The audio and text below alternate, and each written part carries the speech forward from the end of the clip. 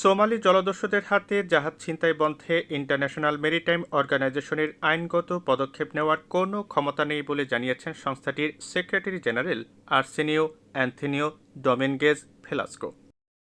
বৃহস্পতিবার পররাষ্ট্র মন্ত্রণালয়ে আলোচনা অনুষ্ঠানে এক প্রশ্নের জবাবে এই কথা জানান আর্সেনিও। বলেন, লোহিত সাগরে সোমালি জলদস্যুদের প্রতিরোধে রাষ্ট্রগুলোকেই উদ্যোগ নিতে হবে। Goes back into the answer that I gave earlier in how the different entities inside the countries need to also work together and have better linkages, because the maritime transport sector, in this case shipping, needs to then work with probably foreign affairs, or at the same time the customs department, into how the seafarers and the rules can be implemented.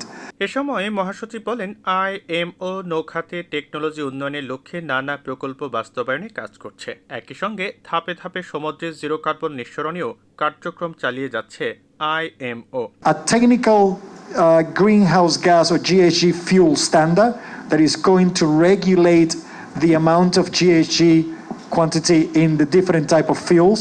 This is more addressing the current conventional fuels. অনুষ্ঠানে পররাষ্ট্র সচিব মাসুদ বিন মোমেন বলেন, গত বছরের জুনে বাংলাদেশ জাহাজের নিরাপদ এবং পরিবেশগতভাবে সঠিক পুনর্ব্যবহার করার জন্য হংকং কনভেনশন অনুমোদন করেছে। এ সময় আইএমওর অব্যাহত সমর্থন আশা করেন পররাষ্ট্র সচিব।